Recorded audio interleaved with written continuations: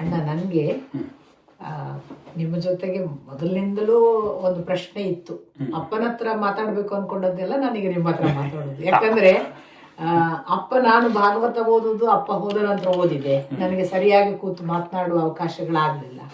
ಆದ್ರೆ ಅಪ್ಪ ಎಷ್ಟೋ ಸಾರಿ ನಿಮ್ಮ ಜೊತೆಗೆ ಮಾತಾಡಿದ್ದನ್ನು, ನನ್ನ ಹತ್ರ ಹೇಳಿದ್ದನ್ನು ನಾನು ಕೇಳಿದ್ರಿಂದ ನಂಗೆ ಅನ್ನಿಸ್ತು ನಾನು ನಿಮ್ ಜೊತೆಗೆ ಇದೆಲ್ಲ ಪ್ರಶ್ನೆ ಕೇಳಬೇಕು ಅಂತ. ನನಗೆ ಒಂದು ದೊಡ್ಡ ಮೊದಲಿನಿಂದ ಇರುವ ಪ್ರಶ್ನೆ, ಈಗ ಕಾಲವನ್ನು ಬಹಳ ಚಂದ ಡಿಫೈನ್ ಮಾಡ್ತಾ ಹೋಗ್ತಾರೆ ವೇದವ್ಯಾಸರು ಭಾಗವತದಲ್ಲಿ. ಪರಮಾಣುವಿಂದ ಶುರು ಮಾಡಿ ನಿಮೇಷದವರೆಗೆ, ಮನುಷ್ಯನ ಕಾಲದಿಂದ ಪ್ರಾರಂಭ ಮಾಡಿ ಭಗವಂತನ ಕಾಲದವರೆಗೆ ಅವ್ರು ಹೋಗ್ತಾರೆ. ಈ ತರದ ಒಂದು ಸ್ಪೆಸಿಫಿಕೇಶನ್ ವಿಜ್ಞಾನದಲ್ಲಿ ಉಂಟಾ ಅಂತ ನನ್ನ ಮುಖ್ಯ ಪ್ರಶ್ನೆ. ಈಗ ವಿಜ್ಞಾನದಲ್ಲಿ ಅಗತ್ಯವಾಗಿ ಉಂಟು. ಯಾಕಂದ್ರೆ ಈ ಕಾಲ ಅನ್ನೋದಿದೆಯಲ್ಲ, ಅದನ್ನ ಗಣಿತದ ಮೂಲಕ ನಿಜವಾಗ್ಲೂ ವಿಶ್ಲೇಷಣೆ ಮಾಡಕ್ ಹೋದ್ರೆ ಅದು ಮಹಾಫಜೀತಿ ಆಗತ್ತದು. ಯಾಕಂದ್ರೆ ನಮ್ಮ ಗಣಿತಶಾಸ್ತ್ರ ಅಂದ್ರೆ ನವೀನ ಗಣಿತಶಾಸ್ತ್ರ ಅದು ಬಹಳ ಒಂಥರ ಸರಳ ರೇಖೆಯಲ್ಲಿದೆ, ಸೀದಾ ಲೀನಿಯರ್ ಅಂತಾರಲ್ಲ ಅದು. ಆದ್ರೆ ನೀವು ಈ ಸಮಯ, ಈ ಟೈಮ್ ನೋಡಿದ್ರೆ, ಅಥವಾ ಪ್ರಪಂಚದಲ್ಲಿ ಏನೇನು ಆಗ್ತಾ ಇದೆ ನೋಡಿದ್ರೆ, ಅಥವಾ ಚಕ್ರ ಭ್ರಮಣಗಳು ನೋಡಿದ್ರೆ ಯಾವುದೂ ಲೀನಿಯರ್ ಅಲ್ಲ, ಎಲ್ಲಾನು ರಿಲೇಷನಲ್. ಈಗ ನ್ಯೂಟನ್ ನಿಂದ ಐನ್ಸ್ಟೈನ್ಗೆ ನಾವು ಮುಂದೆ ಹೋದಾಗ ಅದೇ ನಮ್ಮ ಒಂದು ಯೋಚನಾ ಲಹರಿನೇ ನಮಗೆ ಬದಲಾಯಿಸೋಯ್ತು. ನ್ಯೂಟನ್ ಹೇಳ್ದ ಎಲ್ಲಾನು ಖಚಿತ, ಡಿಟರ್ಮಿನಿಸ್ಟಿಕ್ ಆಯ್ತಾ. ಐನ್ಸ್ಟೈನು ಅದನ್ನು ಒಪ್ಕೊಂಡ, ಬಹಳ ಖುಷಿಯಾಗಿದ್ದ. ಆದ್ರೆ ಅವನು ಗೊತ್ತಾಯ್ತು, ಓಹೋ ಇದು ನಿಜವಾಗ್ಲೂ ಡಿಟರ್ಮಿನಿಸ್ಟಿಕ್ ಅಲ್ಲ.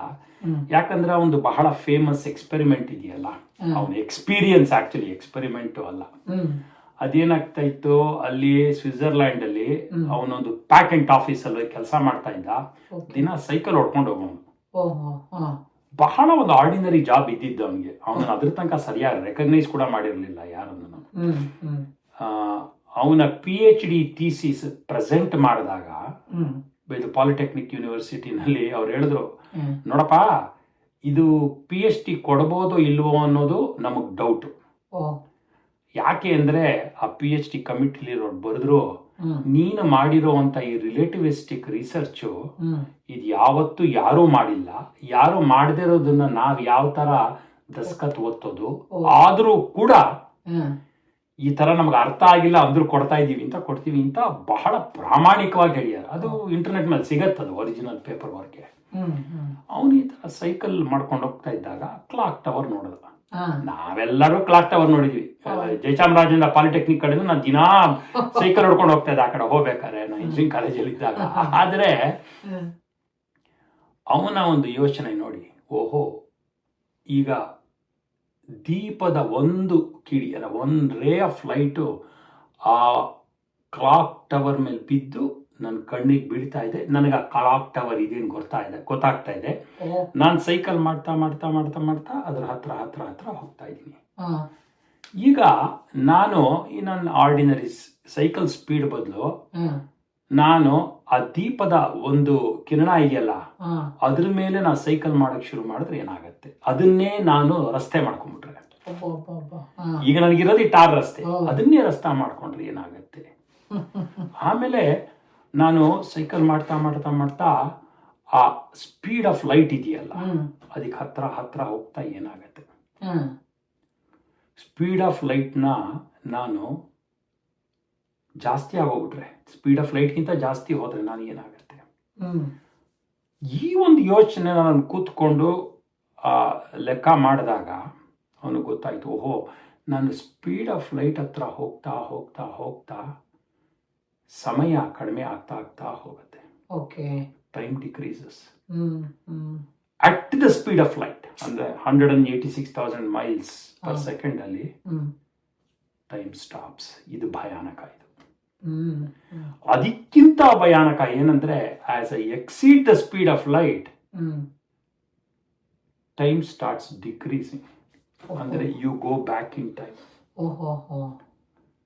ಫಸ್ಟ್ ನೀವು ಹೇಳ್ದಂಗೆ we are trying to chase the time. ಆಮೇಲೆ ವಿ ಆರ್ ಅಟ್ ಟೈಮ್, ಅದೇ ಸಮಯದ ಒಂದು ವೇಗದಲ್ಲಿ.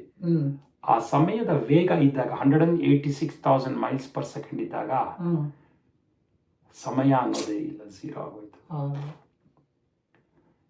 ವೇದವ್ಯಾಸ ಹೇಳ್ತಾರ ತತಃ ಅಷ್ಟೇ. ಆಮೇಲಿಂದ ಅದು ಇನ್ನೂ ವಿಚಿತ್ರ ಆಗುತ್ತೆ. ಅದಕ್ಕೆ ಇಂಗ್ಲಿಷ್ನಲ್ಲಿ ಸ್ಪೂಕಿ ಅಂತಾರೆ. ಅದ್ರ ಬಗ್ಗೆ ಮಾತಾಡೋದು ಬಹಳ ತುಂಬಾ ಜನಕ್ಕೆ ಇಷ್ಟಪಡೋಲ್ಲ, ಯಾಕಂದ್ರೆ you start going back in time. So ಈ ಟೈಮ್ ಅನ್ನೋದು ಬಹಳ ಇಲಾಸ್ಟಿಕ್. ಭಾಗವತದಲ್ಲಿ ನಿಮ್ಗೆ ಗೊತ್ತಿದ್ದಂಗೆ ಒಂದು ಚೇತನ ಒಂದು ಜಡದ ಒಳಗಡೆ ಹೋಗಿ ಒಳಗಡೆ ಇರೋ ಪರಮಾಣುಗಳಿಗೆ ಶಕ್ತಿ ನೀಡಿದಾಗ ಸಮಯ ಶುರು ಆಗುತ್ತೆ. ಸಮಯ ಮುಗಿದ ತಕ್ಷಣ ಜಡ ಅಷ್ಟು ಅದರ ಮೂಲ ದ್ರವ್ಯಕ್ಕೆ ಹೋಗುತ್ತೆ. ಇದು ನಮ್ಮ ಮಾಡರ್ನ್ ಸೈನ್ಸ್ ಅಲ್ಲೂ ಅಷ್ಟೇ, ವೇದಿಕ್ ಸೈನ್ಸ್ ಅಲ್ಲೂ ಅಷ್ಟೇ 100% ಕೋಇನ್ಸಿಡೆನ್ಸ್ ಇದೆ, ಇದು ಅಗ್ರಿಮೆಂಟ್ ಇದೆ, ಅದರಲ್ಲಿ ಏನು ಮಾತಾಡಂಗಿಲ್ಲ. ಬಟ್ ಏನಂದ್ರೆ ವೇದಿಕ್ ಸೈನ್ಸ್ ನಲ್ಲಿ ಇನ್ನು ಸ್ವಲ್ಪ ಮುಂದೆ ಹೋಗಿದ್ದಾರೆ ಅವರು. ಸಮಯ ಅನ್ನೋದು ಒಂದು ಚೇತನ ಜಡದ ಒಳಗಡೆ ಬಂದಾಗ ಮಾತ್ರ ಅರಿವಾಗೋದು. ಒಂದು ಆ ಚೇತನಕ್ಕೂ ಕೂಡ, ಯಾಕಂದ್ರೆ ಅಸೃಜ್ಯಾವಸ್ಥೆಯಿಂದ ಸೃಜ್ಯಾವಸ್ಥೆಗೆ ಬರೋದು ಆಚ ಕಡೆ ನೋಡ್ತಾ ಇರೋರ್ಗೂ ಕೂಡ. ಇಲ್ದೇ ಇದ್ರೆ ಅದು ಈಗ ಅಸೃಜ್ಯಾವಸ್ಥೆಯಲ್ಲಿ ಏನಿಲ್ಲ, ಉಬ ಇಲ್ಲ ಶುಭ ಇಲ್ಲ.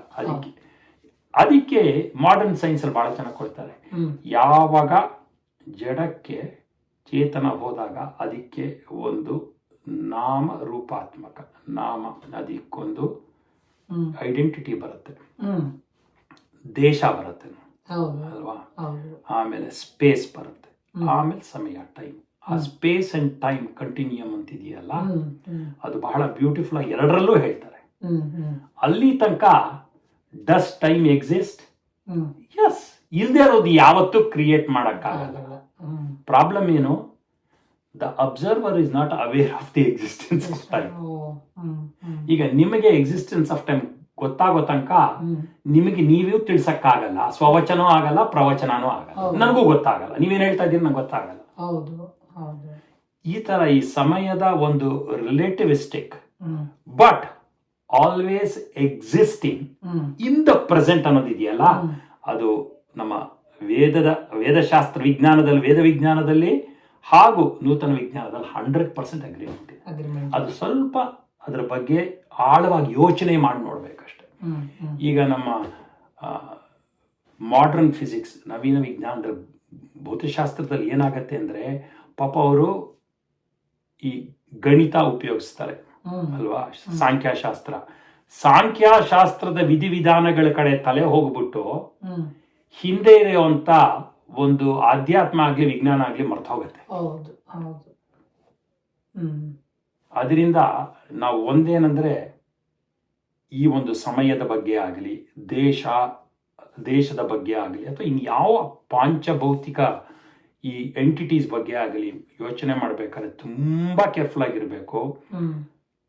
ಅದರ ಹಿಂದೆ ಇರುವಂತ ಒಂದು ತತ್ವ, ಅದರ ಹಿಂದೆ ಇರುವಂತ ಒಂದು ಆಧ್ಯಾತ್ಮ, spirituality important.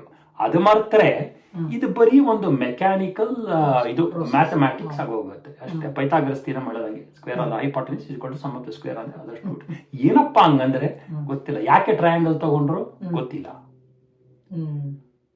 So the philosophy of modern mathematics still has to progress. ತುಂಬಾ ಮುಂದೆ ಬರಬೇಕು. ಇದೆಯಾ 100%? ಭಾಗವತದಲ್ಲೇ ತೋರಿಸಿದ್ದಾರೆ ಸಾಂಖ್ಯಶಾಸ್ತ್ರದಲ್ಲಿ. ಅದನ್ನ ನಾವು ಈ ಮಾಡರ್ನ್ ಸೈನ್ಸ್ ಅಲ್ಲಿ ಅಪ್ಲೈ ಮಾಡಬೇಕು. ಡಿಫರೆನ್ಸ್ ಏನು? ಈಗ ಭಾಗವತದ್ದು ಎಕ್ಸ್ಪೀರಿಯನ್ಷಿಯಲ್ ಸೈನ್ಸ್, ಅದು ಅನುಭವ ಸತ್ಯ, ಅದು ನಮಗೆ ಆಗತ್ತೆ. ಈ ಮಾಡರ್ನ್ ಸೈನ್ಸ್ ಅಲ್ಲಿ ಎಕ್ಸ್ಪೆರಿಮೆಂಟಲ್, ಆದಷ್ಟು ಪ್ರತ್ಯಕ್ಷ ಪ್ರಮಾಣಕ್ಕೆ ಟ್ರೈ ಮಾಡ್ತಾರೆ. ಪ್ರತ್ಯಕ್ಷ ಯಾವಾಗ ನಮಗೆ ಒಂದು ಎಕ್ಸ್ಪೆರಿಮೆಂಟ್ ಆಗಲ್ಲ, ಅವಾಗ ಏನ್ ಮಾಡ್ತೀವಿ, ಇದಕ್ಕೊಂದು ನಾವು ಮ್ಯಾಥಮ್ಯಾಟಿಕ್ಸ್ ಅನ್ನೋ ಒಂದು ಟೂಲ್ ಉಪಯೋಗಿಸೋಣ ಅಂತ. ಪ್ರಾಬ್ಲಮ್ ಏನಂದ್ರೆ the tool becomes the main stay, ಹಿಂದ್ಗಡೆ ಇರೋ ಆಧ್ಯಾತ್ಮ ಕಿತ್ತೋಗ್ತದೆ. ಅದರಿಂದ ತೊಂದರೆ ಆಗ್ತದೆ ಅಷ್ಟೇ. ಈಗ ನಾವು ಕ್ವಾಂಟಮ್ ಮೆಕ್ಯಾನಿಕ್ಸ್, ಪರಮಾಣು ಮೆಕ್ಯಾನಿಕ್ಸ್ ಬಂದಾಗ ಅದೇ ತೊಂದರೆ ಆಗ್ತಾ ಇತ್ತು. ಯಾಕಂದ್ರೆ ಅದ್ರಲ್ಲಿ ಲೀನಿಯಾರಿಟಿ ಇಲ್ಲ. ಎಲ್ಲಾನು ಏನ್ ಮಾಡ್ತಾ ಇದ್ದಾರೆ, ಅದಕ್ಕೆ ಪ್ರಾಬಬಿಲಿಟಿ 80% ಪ್ರಾಬಬಲ್, 90% ಪ್ರಾಬಬಲ್. ಆದ್ರೂ ಆಯ್ತು, ಹೋದ್ರೂ ಆಯ್ತು. ಅವ್ರು ತದೇ ಜತಿ ತನ್ನೇ ಗತಿ ಅಂತ ಹೇಳ್ತಾರಲ್ಲ, ಆ ತರ 2 ಥರನೂ ಆಗತ್ತೆ. ಅಂಡ್ ಇದು ಆಕ್ಚುಲಿ ಒಂದು ಅದ್ಭುತವಾದ್ದೇನೆಂದ್ರೆ, ಈಗ ಒಂದು ಬಿಹೇವಿಯರ್ ಆಫ್ ಈ ಎಲೆಕ್ಟ್ರೋಮ್ಯಾಗ್ನೆಟಿಕ್ ವೇವ್ಸ್ ತಗೊಂಡಾಗ ಹೌ ಇಸ್ ಇಟ್ ಅಂದ್ರೆ ಇಟ್ಸ್ ಎ ವೇವ್, ಆಮೇಲೆ ಇಟ್ಸ್ ಅ ಕಾರ್ಪಸಲ್ ಟು. ಹೌ ಅಂದ್ರೆ ಡಿಪೆಂಡ್ಸ್ ಆನ್ ದ ಕಂಡೀಷನ್. ಅಂದ್ರೆ ಅದು ಯಾವ ಒಂದು ಮಾಧ್ಯಮದಲ್ಲಿ ಯಾವ ಒಂದು ಕಂಡೀಷನ್ ಅಲ್ಲಿ ಹೋಗ್ತಾ ಇದೆ, ಇನಿಷಿಯಲ್ ಕಂಡೀಷನ್ನು, ಫೈನಲ್ ಕಂಡೀಷನ್ನು, ಏನೇನ್ ಫೀಲ್ಡ್ಸ್ ಅದ್ರ ಮೇಲೆ ಆಕ್ಟ್ ಮಾಡ್ತಾ ಇದೆ, ಅದ್ರ ಮೇಲೆ ಅದು ವೇವ್ ಆಗಬಹುದು ಅಥವಾ ಬರೀ ಕಾರ್ಪಸಲ್ಸ್ ಆಗಬಹುದು. ಹಾಗೆ